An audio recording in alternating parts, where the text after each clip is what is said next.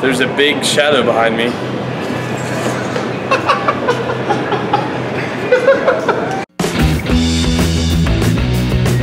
What is happening, people? It is Uncle Nick here.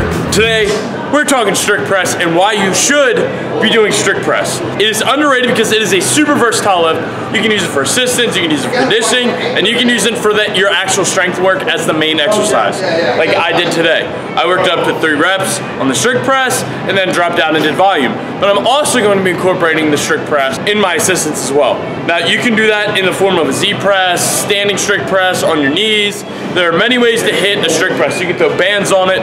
You can create so many variations just from that barbell. You don't even have to use a barbell. You can use axle, log, whatever you want, dumbbells. Strict press in any form is underrated.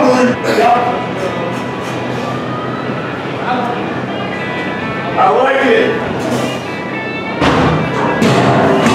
And strict pressing also helps with that. Your press is strong, your leg drive is only going to amplify that. Working on your strict press individually will only help you in the long run. Now me, I decided to do strict press today because of the heavy deadlifts I had. And yes, my strict press strength will be sacrificed to a certain degree because of the heavy deadlifts, but my legs and back are smoked. Now I'm still gonna be feeling it on a strict press because it's just part of the game.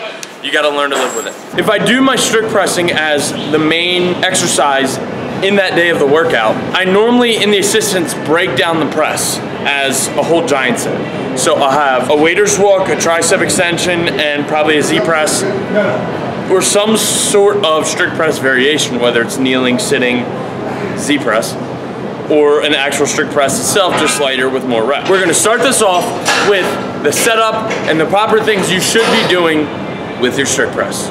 Let's go.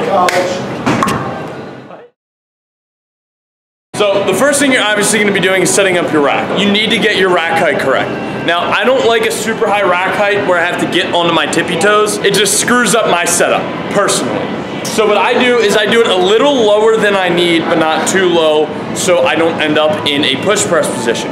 Because the strict press rack position is different than your push press. Because if you're here, you can't get instant power out of the strict press like you can a push press. The reason you put a push press on your shoulders and or collarbone area like a front squat is because your leg drive goes right into the bar. Well, you're strict pressing, so you're not using leg drive. About the same rack height as my push press, actually. That's just where it is comfortable for me. Now, everybody's different heights, different arm lengths, so everybody's rack height is going to be different, and that's okay. Find out what works for you so your unrack and setup is the same every single time, just like on every lift here. So what I'm going to do is, you see, I'm actually going to sink below the bar just a little bit.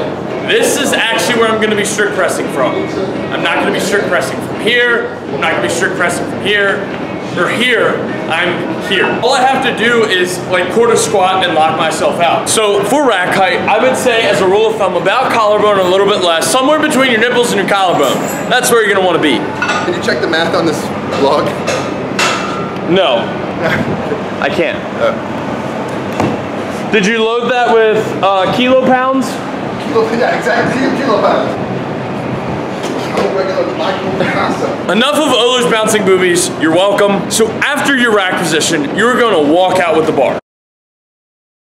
And this is where you don't wanna do too much because just like on anything overhead, there's a limited amount of time because there's a limited amount of oxygen that you're holding with your breath in your brace. The most efficient way that has worked for me, and this is the way we coach it here, is a 2-step drop, squeeze your butt, press. Only 2 steps, not big steps, so you're not walking side to side so the plates hit the rack. It's a quick, short 1-2, making sure you're clearing the J-hooks and you're walking out to where you want to be. A good way to ingrain that is to do it repeatedly. Like after you're done working out, take an empty bar, PVC pipe, whatever, put it in the rack and walk out with it. Practice a 2-step drop so it becomes muscle memory, so when it gets heavy, you're not even thinking about it. And when I say do it for repetitions, take like 10, 15, 20 minutes and just do it like every minute on the minute, like 3 times in that allotted time. The walkout portion of this is actually really short because it is a very short process.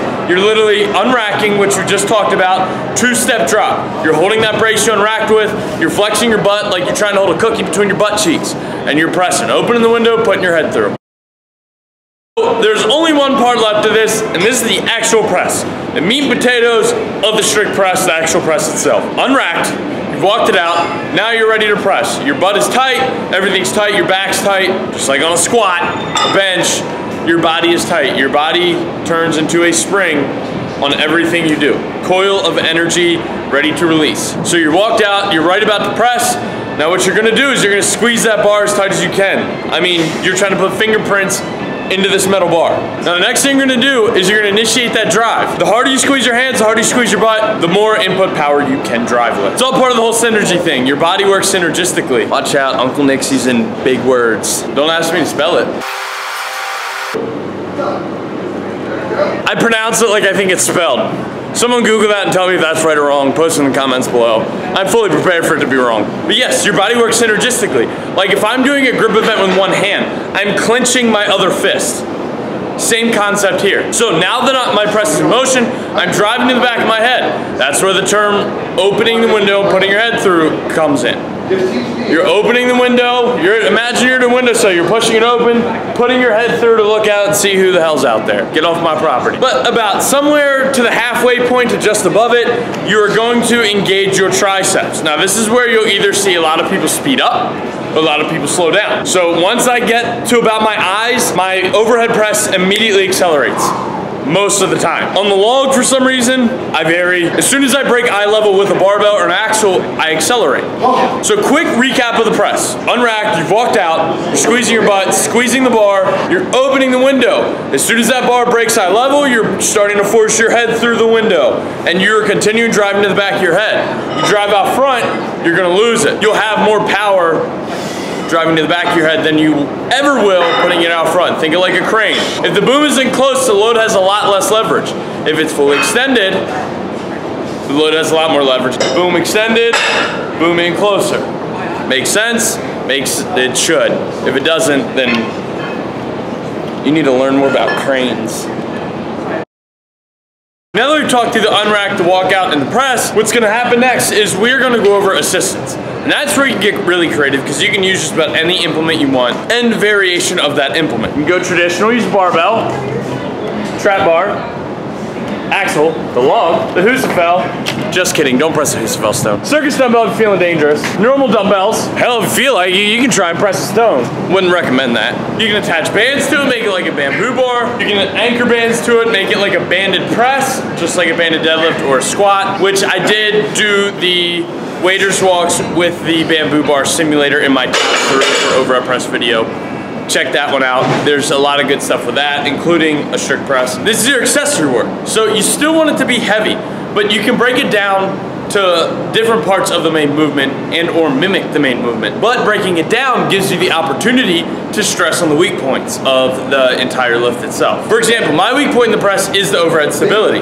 So I would do something like the bamboo bar walks, double under keg walks, something like that. That would be the main focus of my accessory work, along with tricep extension, some sort of pressing involved. But I would focus on the stability part. If your weak point is your tricep or your lockout, then I would focus on that. I would go as heavy as you can with tricep extensions, pin presses, things of that nature that really focus on that lockout portion of your lift. I could be sitting here for the next hour talking about different ways to incorporate variations into your accessory work because there are tons of them. It's not that smart. You know that, right? You're not that pretty. You know that, right? I think I'm pretty. Hey, give this video a thumbs up if Olu's ugly. I could harp all day on all the different movements and accessories you could be doing for overhead, but those are the main things, the basic ideas you really need to get your strict press moving. Like I said, it is underrated. It is something you should be doing regularly, whether a main movement or as an assistance movement. It can only help your actual press. But that is about all I got for you guys. Until the next time, you know what the deal is. Get out there, get after it, and embrace the suck.